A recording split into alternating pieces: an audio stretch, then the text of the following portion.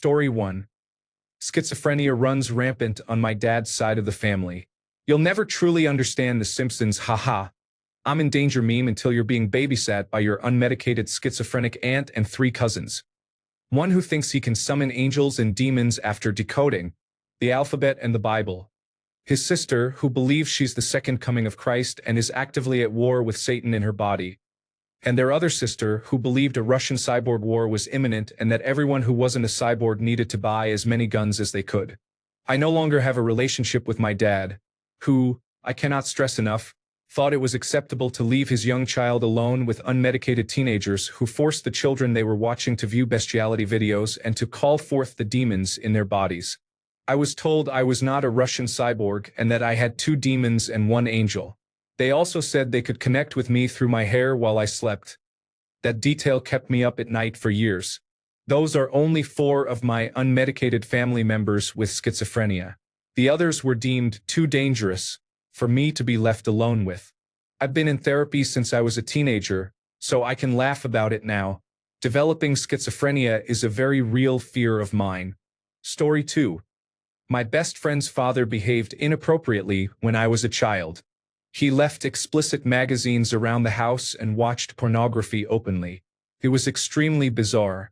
I did not tell my parents at first because I was a shy, nerdy girl afraid of losing my only friend. I eventually discovered he had invaded my privacy, and I stopped visiting her house. I hope he faces justice. Story 3.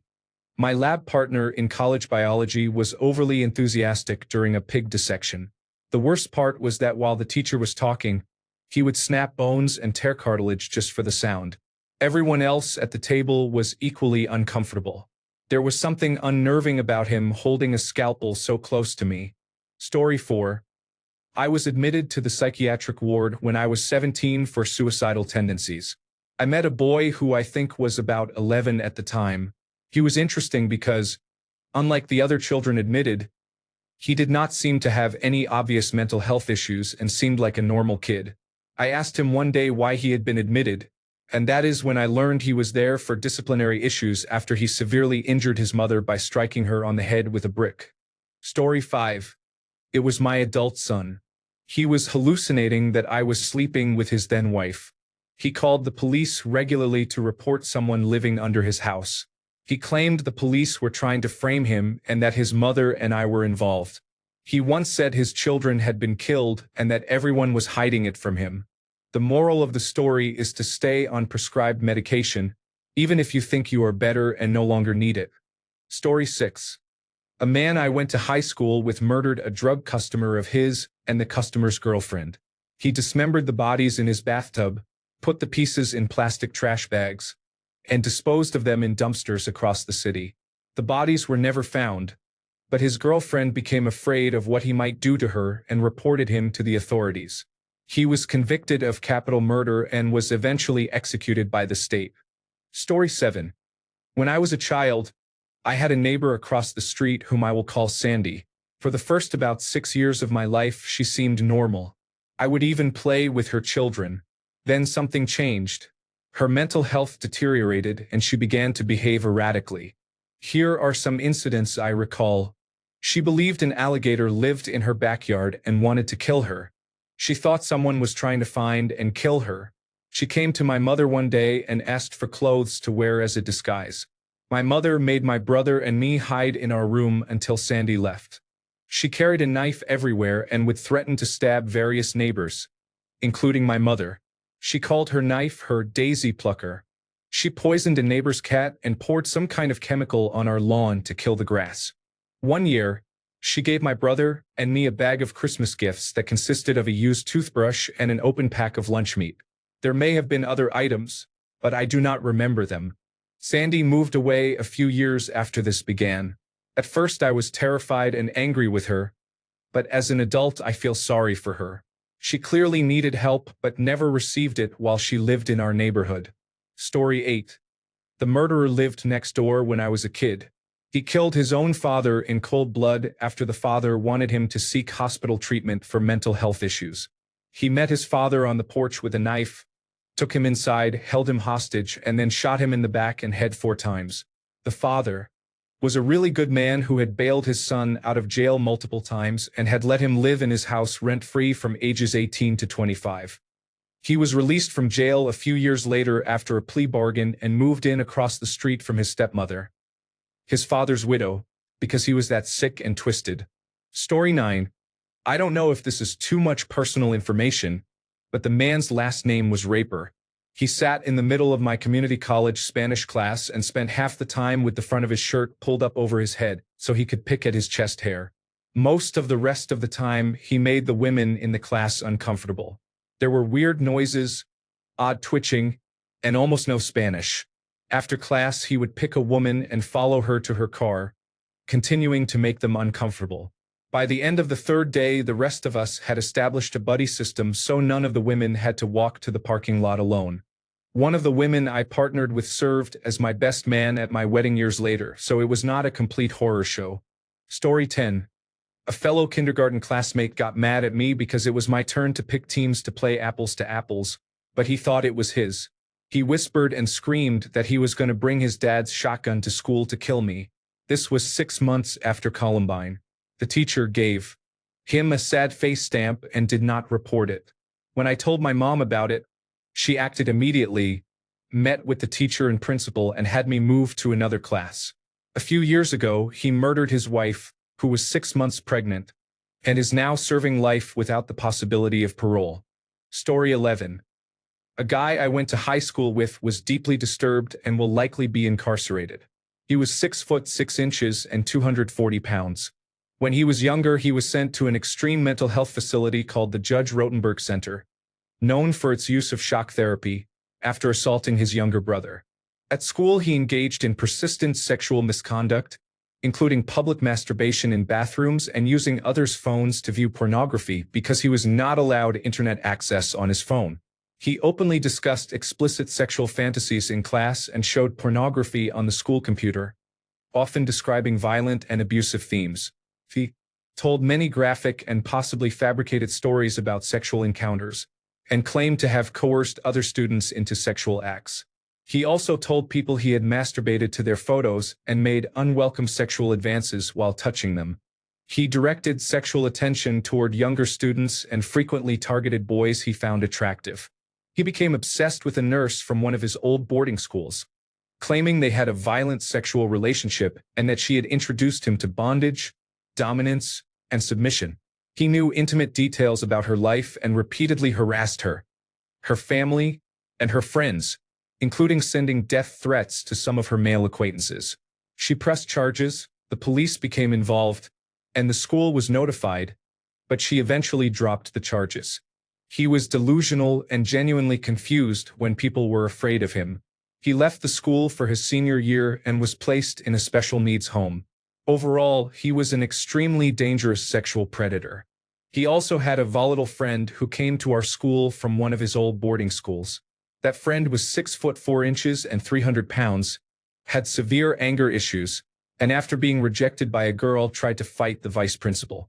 He had to be carried out by 2 staff members and a security guard and was expelled.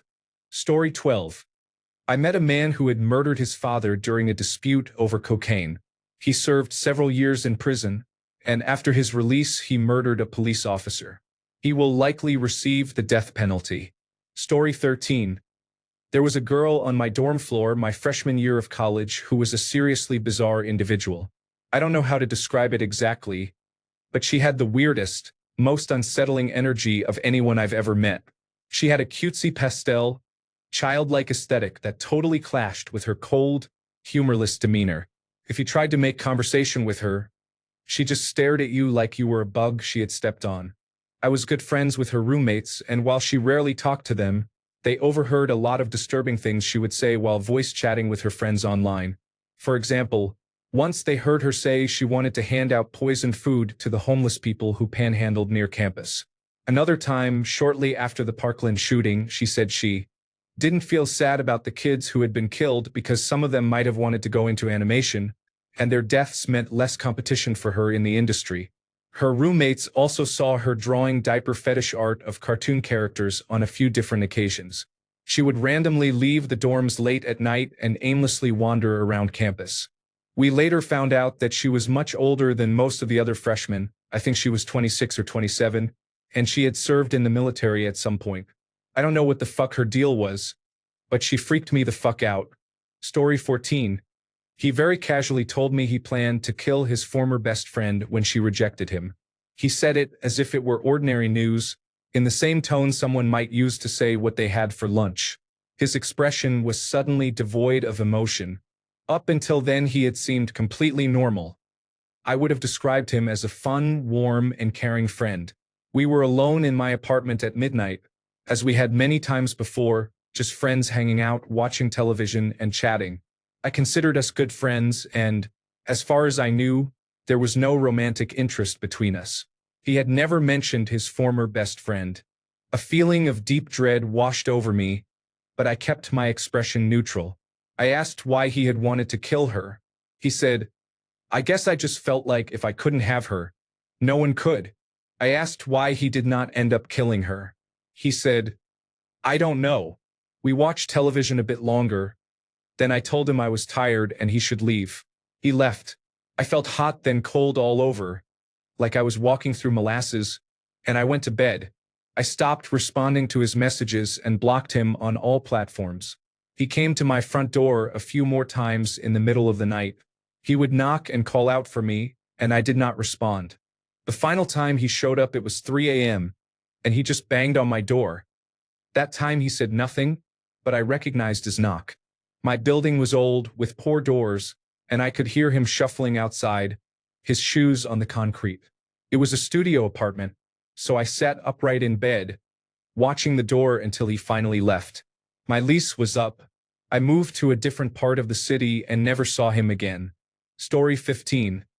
A kid from high school was likely undiagnosed autistic. He tried out for the band I was forming at the time.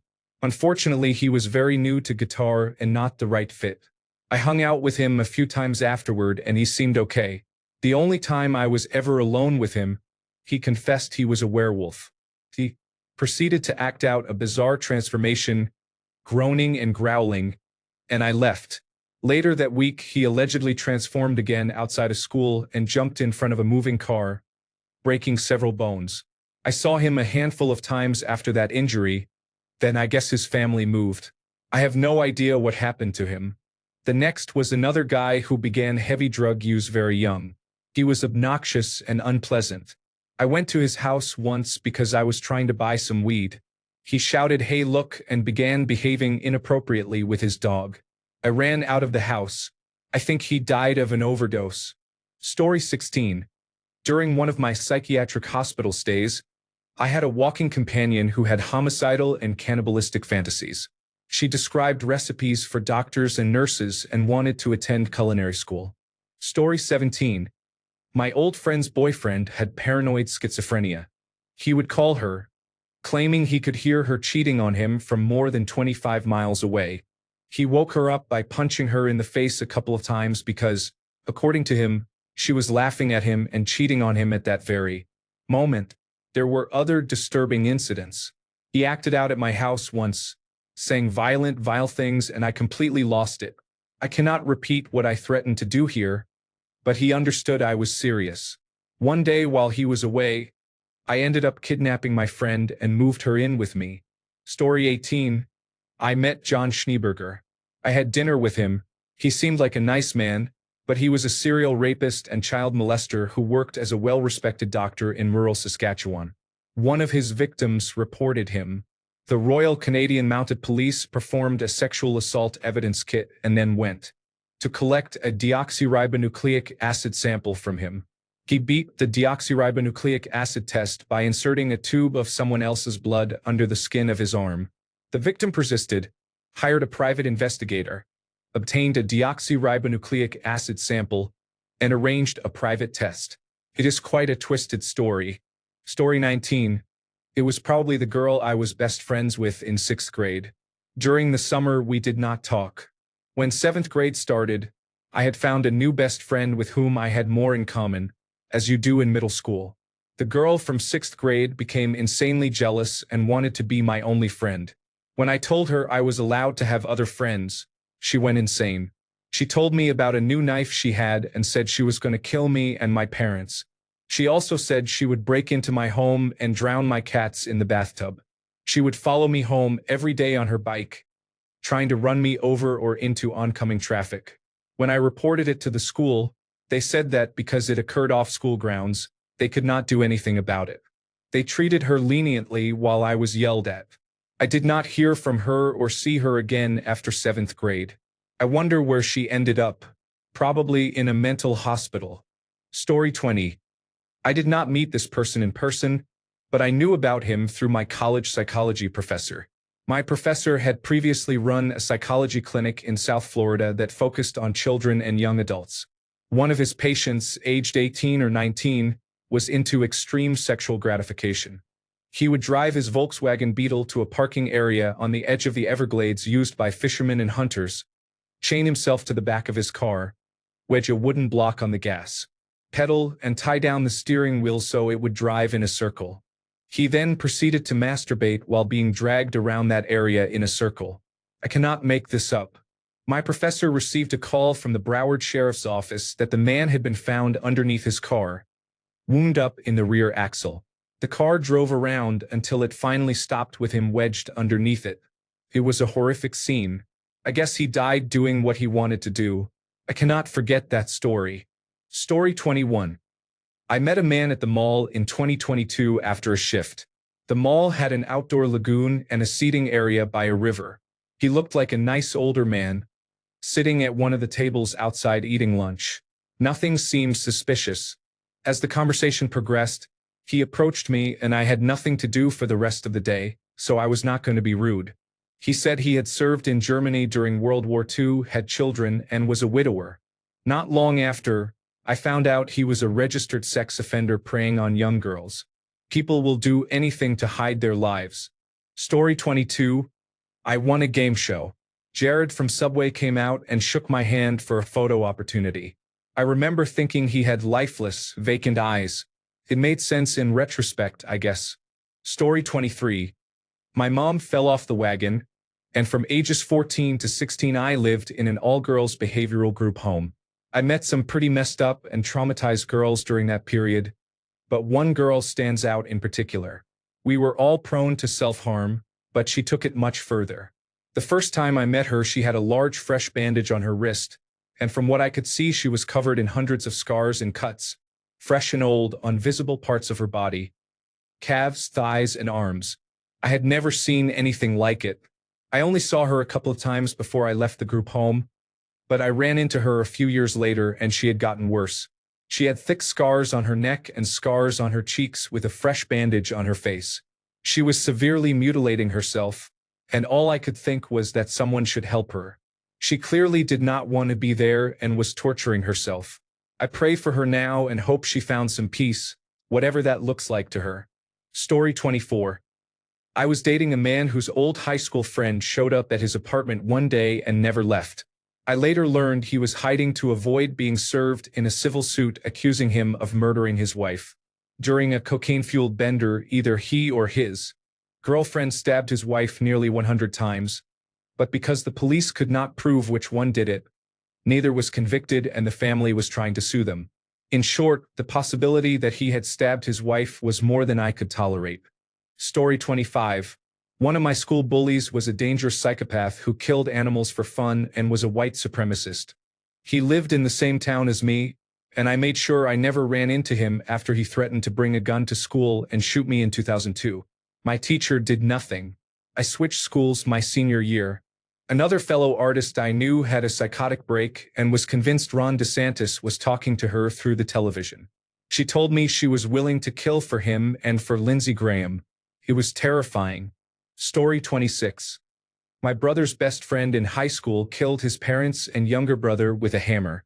He often spent the night at our house. I would antagonize him when he called, laughing out loud. Story 27. He was a sniper for the United States who served in the Iraq War. I met him at a party. Took me about 30 minutes to get away. At least he admitted he was not right in the head. Story 28. It's a toss-up between the creepy man who approached me while I was minding my own business one day and told me he was thinking of raping someone that day and suggested it might be me. The housemate with borderline personality disorder who faked a suicide attempt, continued faking symptoms of an overdose after I took her to the hospital, and then tried to be released into my care instead of going to her family. Or 3 separate men who approached me in 4 days, all within a mile of each other, using the exact same pattern, saying they saw me and had to say hello. Each asked where I was going, if I was going home, or if I was meeting anyone, while they continued to follow me. I am pretty sure they were all working for a trafficking gang. Story 29. My ex-boyfriend from when I was a teenager was later arrested for attempted murder and rape. There were actually 2 separate incidents. First, he dragged a woman into an alley and raped her at knife point. Later, another woman was held hostage in her house and he raped her as well. She managed to escape through a window while he was attacking her with a baseball bat. It sounds like something you see on television. It is hard to believe that someone you know would do that. At the same time, there were many red flags with him. He was very sexually aggressive even when I knew him. Story 30. I know a person who married someone she had just met a few months earlier and then immediately tried to have a baby at age 18. Less than a year after the child was born, she divorced him. He became upset because she was neglecting the baby, abusing drugs, and attempting suicide. People who lived with her told me she began grooming children in the household and had sex in front of them. Last I heard, she was picking up men on the side of the road for hookups and bringing them into the home where her child lived. She contacted me a few years ago wanting to reconnect. I was curious what she had to say. She offered to meet, but I declined. She showed up at my workplace and began screaming at me in front of the customers I was helping. I dodged a bullet. Story 31. I am being treated for bipolar I disorder and psychosis. I am stable now, but that was a wild ride. I was not dangerous, just very disconnected from reality. Story 32. Probably the man who kept kicking his door until he angered the guards enough to be sprayed or tossed, over and over every day for months. One day they took him somewhere and then he stopped. There were no visible injuries, but he was now in a vegetative state. A close second was a woman who stared at the wall for days between psychotic violent outbursts. She was incarcerated for sexual crimes against her newborn and received a life sentence without the possibility of release. The only time I have seen such a sentence given to a woman for anything other than murder. You meet all sorts of interesting people working in the psychiatric hold section of the jail. Story 33.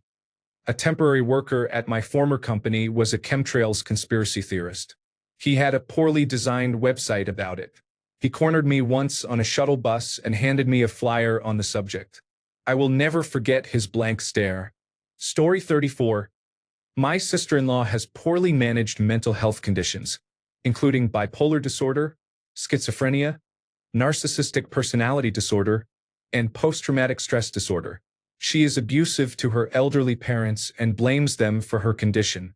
She has never been held responsible for her actions and is often angry, feeling entitled to everything without owing anything in return.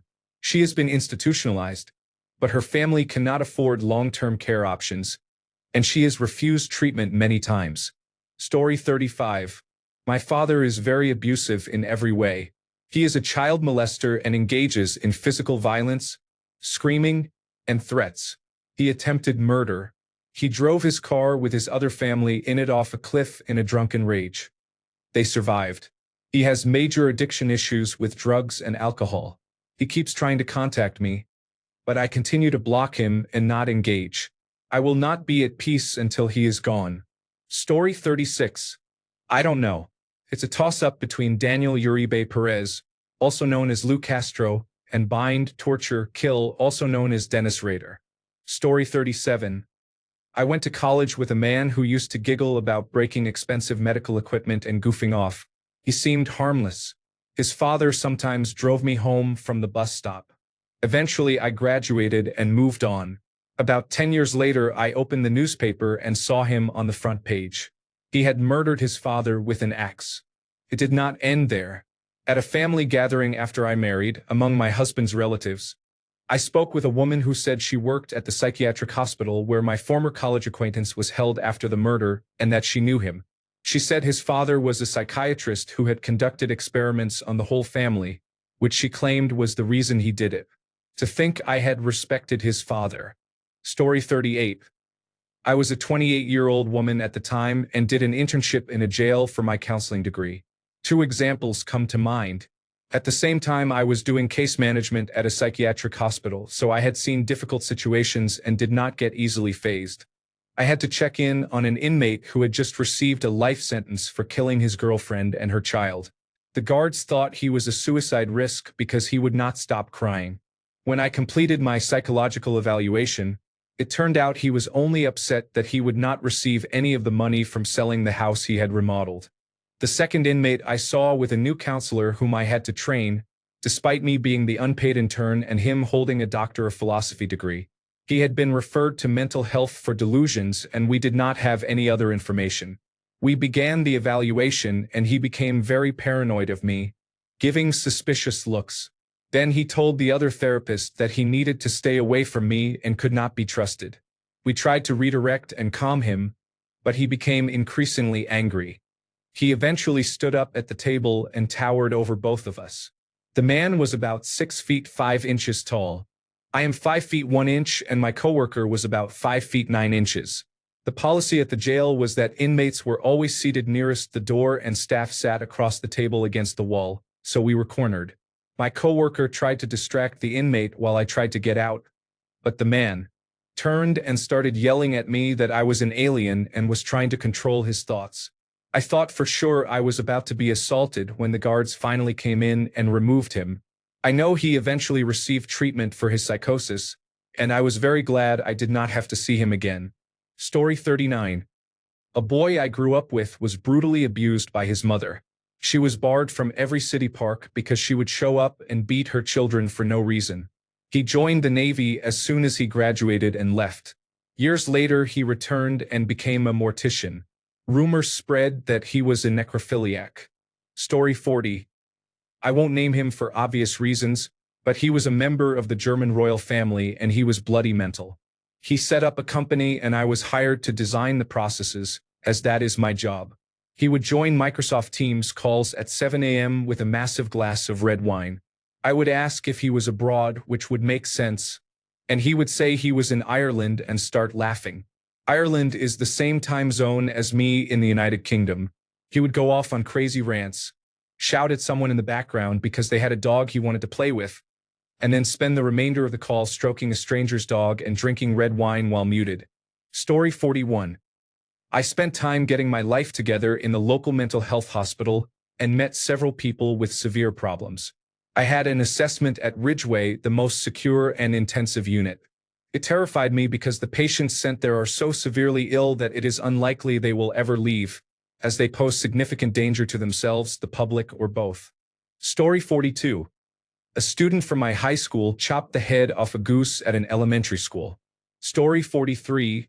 My ex-partner. He was convicted of raping a child and openly asserted that statutory rape should not be considered a crime. He was 25 and the victim was 14. He also had delusions of grandeur and often claimed to be a god. After I left and blocked him, he continued to call from private numbers, insisting I was still in love with him and accusing me of murdering our roommate, who had relapsed and overdosed. He secretly recorded me and several other women having sex without our knowledge or consent, saying he wanted something at least. He did many other things without consent, such as forcing me into the back of a car for sexual assault, waking up to find him assaulting me, and intentionally spreading permanent sexually transmitted diseases to coerce young women into staying with him. I spoke with state troopers who work with registered sex offenders. They told me nothing could be done because I waited years to report it and no one else would come forward. Story 44. About 10 years ago, I went to my buddy's house to buy some weed. A guy there was smoking aluminum foil out of a pipe, with spray paint around his mouth, as if he had been huffing. Aside from people using crack and people experiencing homelessness, I would say he was the craziest person I have ever met. Story 45. They included many of the people I worked with, managers, customers, some of my teachers, my parents, and their friends. Mental health has never been a priority in American society. Many people are on edge and may overreact or become violent over a bad day. Story 46.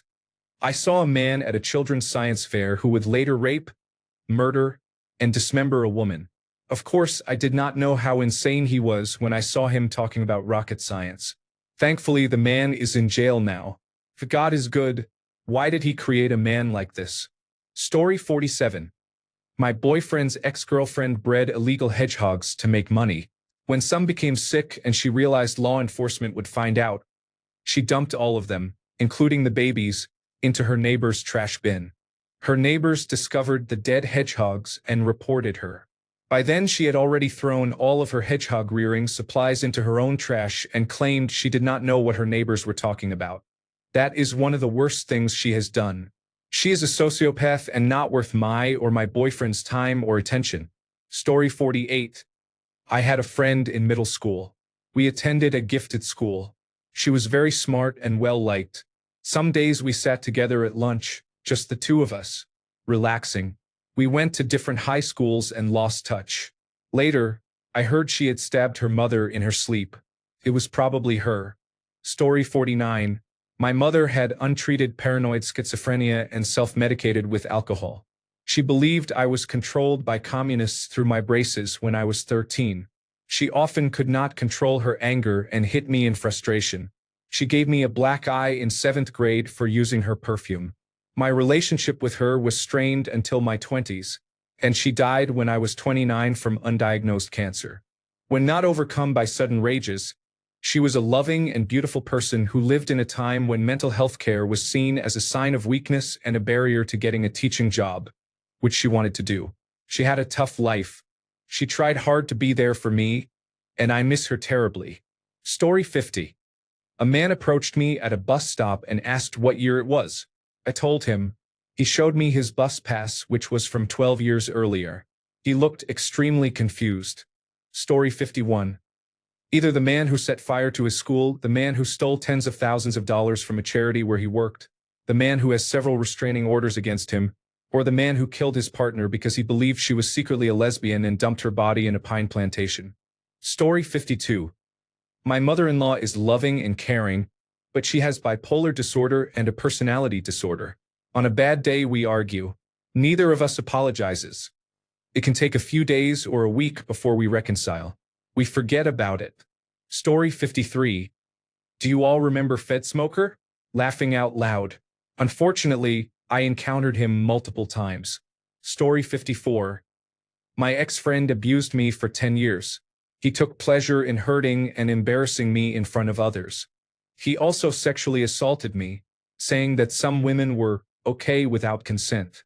He was cruel to his dog. One day he threw her at me. I caught her, but she must have been terrified. I worry he might one day kill her. Story 55. I never met her per se, but she would scream around the neighborhood, high on drugs, and offer herself to passersby in the grossest ways. That was 10 years ago. She once made snow angels in several leaf piles we had. She was very much a homeless, mentally ill person. Sad story. I thought of her yesterday and wondered if she was still alive, and I hope she got some serious help. Story 56. A client in a secure criminal psychiatric ward had Cotard syndrome, a type of psychosis in which the person believes they are dead. This led to interesting conversations. Story 57. I was friends online with a man who likely had severe bipolar disorder. I am not certain of the formal diagnosis, but he was on multiple medications. He was funny and likable and easily made friends. Over the years, he developed a severe drug addiction. He began drinking heavily, using many drugs, and regressing, intellectually and socially. We ended all contact because he became very aggressive and enjoyed pushing me to my emotional limits. He later died in a jail cell. I was not there, so I do not know the exact circumstances, but I was told he had an altercation with a police officer or a security guard. It was tragic. The second person was a boyfriend I dated for about a month. Soon after we met, he had a psychotic break and went from seeming normal to believing he was the second coming of Jesus. He wrote a long list of people he believed would go to heaven, including friends and former girlfriends. I was not on the list even though we were still dating at the time, which I found odd. His mother asked me to stop seeing him, and we broke up. This was another tragic case of someone who had been well-liked and sociable but who changed completely and became a shadow of his former self. Both cases involved heavy drug use, so for anyone who thinks the drug scare stories told at school are all made up, they are not. Some people really do become mentally ill from substance use and never fully recover. Story 58. My invisible friend is named Frederick. Poor guy has issues. He keeps thinking I'm a figment of his imagination. Story 59.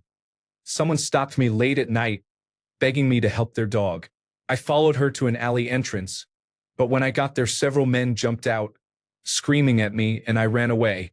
Story 60.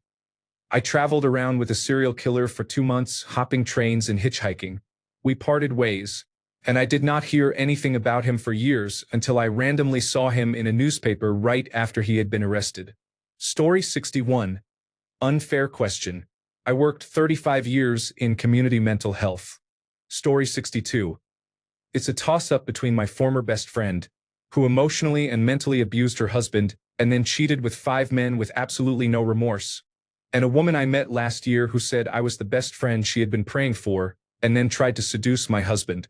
Her husband rallied his brothers, kidnapped her, and dragged her to church to exorcise the demons from her. Story 63. My stepfather is a staunch Make America Great Again supporter, has guns throughout the house, and is very mean and aggressive.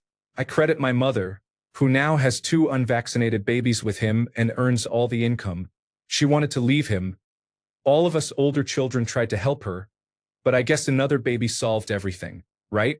Story 64. I used to teach 3rd grade, and one of my students would draw pictures of himself sexually assaulting and killing me and some of the other students' mothers and fathers. He also talked about killing animals and sexually assaulting cats.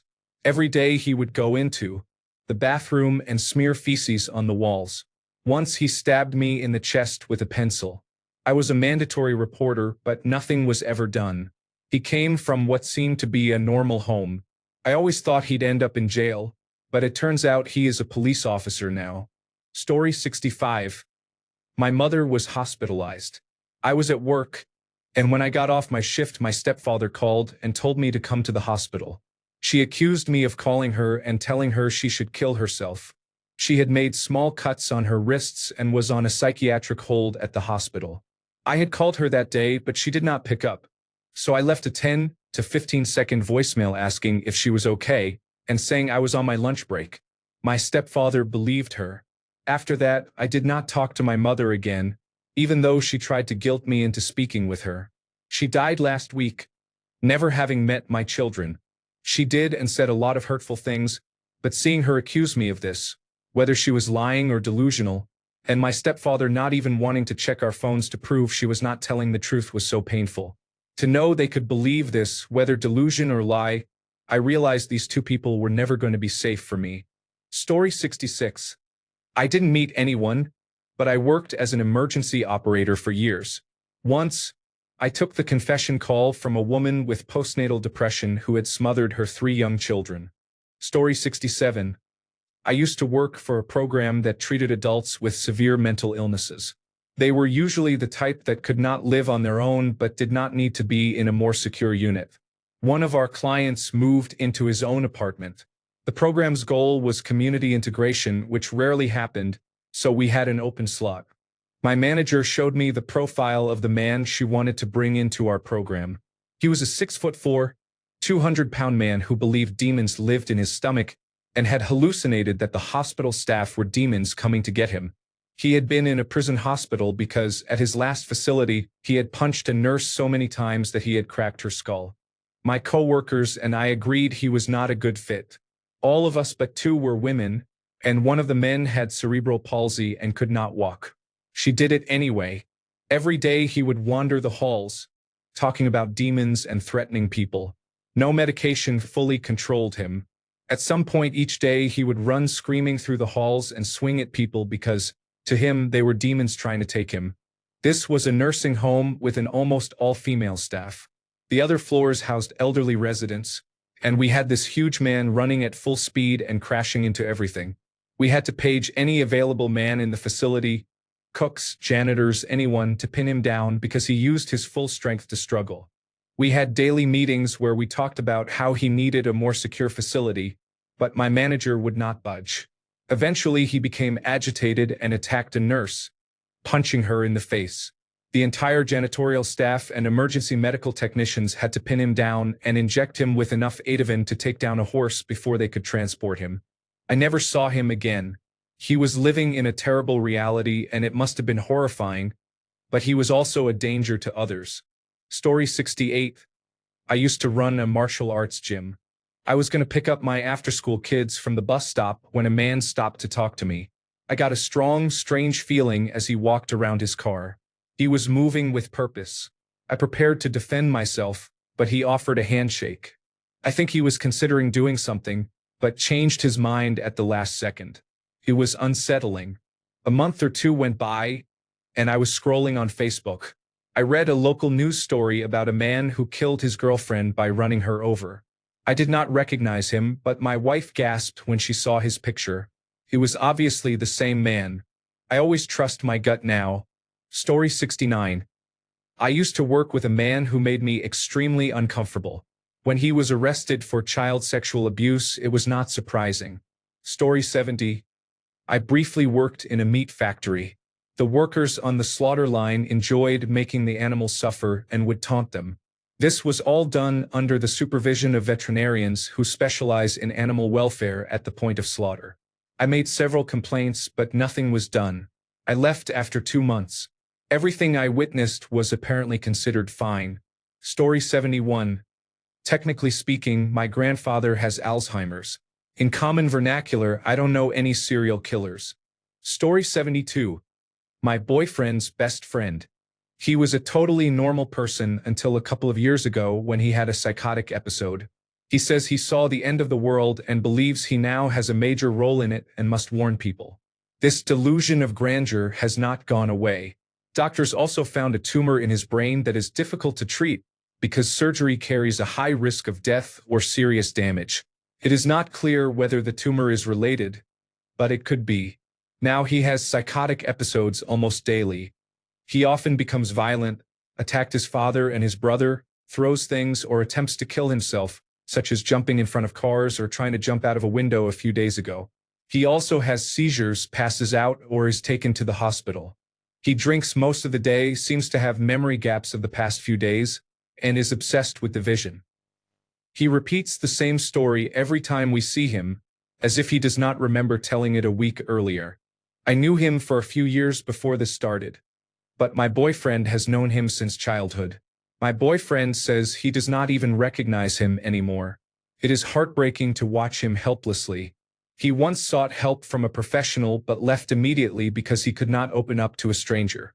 Childhood trauma, including alcohol abuse and neglect, is resurfacing and he does not know how to cope. He does not seem aware that there are underlying issues or that the vision is not real. We try to help, but it feels like talking to a wall. He barely listens and often has glazed eyes as if in a trance. We are watching the person he was fade away. I feel terrible for him, his family, and my boyfriend. Story 73. My grandmother's neighbor's son was my first crush, though we were never a couple. He was very racist, homophobic, and sexist. He loved hunting and fishing because he thought killing animals was funny. He was obsessed with the military and guns. He was abusive to his younger brother. He pressured me to make out and to go further, which I was not comfortable with. He was generally cruel, and I would not be surprised if he is in jail now. Story 74. I'm pretty nuts. But my aunt spent 20 years involuntarily institutionalized for violent behavior. She stabbed my grandparents. Story 75. My mother's uncle is about the same age as my great-grandparents. They had many children over a long period. He has bipolar disorder and schizophrenia.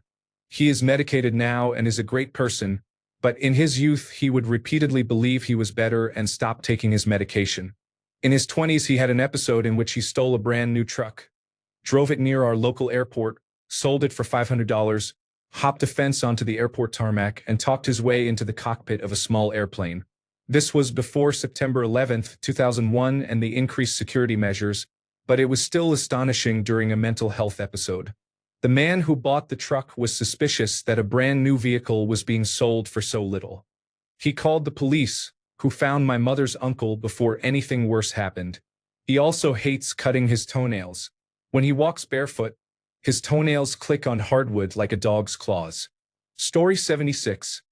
My neighbor near my dad's house is crazy. He barks at people walking by. Story 77. There was a man who lived in my university apartment block who seemed to have untreated mental health issues.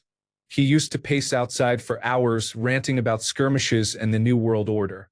He kept his windows wide open regardless of the weather. I overheard him telling someone that he did this because his roommates were trying to poison him with the microwave. So he needed ventilation to let the evil energy escape. He became increasingly angry and unhinged. His rants grew louder, more aggressive, and more frequent. We were seriously worried about his safety and that of his roommates. Several of us told campus security, but they seemed unconcerned. He was there for at least 6 months before we suddenly stopped seeing him, so I am not sure what happened. I really hope he got help before he harmed himself or anyone else. Story 78. Maybe not as extreme as your stories, but I lived with a person like that for many years and it really left a mark. He was a man whose brain was damaged by drugs. You never knew what to expect from him. Paranoia about being followed, hallucinations, and convincing himself that people were plotting against him. He could talk to you like a friend 1 minute and 10 minutes later be running at you with an axe just because he thought you looked at him the wrong way. It was terrifying. Story 79. A girl I went to school with in middle school and high school, I believe. She was a self-proclaimed loon who loved vampires and the occult and hated Twilight. There was an unclean aura about her that had little to do with hygiene. Years after we graduated, my sister told me a girl from my class was in jail, and I fell headfirst down the rabbit hole. Apparently, she had spent significant time binging the National Broadcasting Company series Hannibal between a knitting project and working on her manifesto. Then she met a man on Craigslist Personals in 2016 and they went out. Over drinks, she kept asking if he was a serial killer. He emphatically said no. They went to a motel in her car, which had a bumper sticker reading, "I have a hot body in the back of my car." And she asked again. He said no, then she said, "Well, I am," before stabbing him. She punctured his lung while trying to eat his heart, but he escaped the motel room, flagged down help, and identified her to the authorities. She fled the scene after leaving her manifesto but did not get very far. The judge was scandalized and the victim was mortified.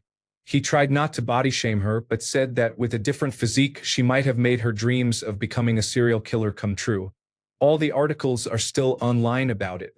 It is a one-to-one example of completely embarrassing and chilling events to come out of Twilight Country. On the stand, she said her plan was to keep up the body count until she was caught because she could not afford retirement. Thanks a bunch for sticking around till the end of the video. Remember to subscribe, and until next time, stay awesome and goodbye.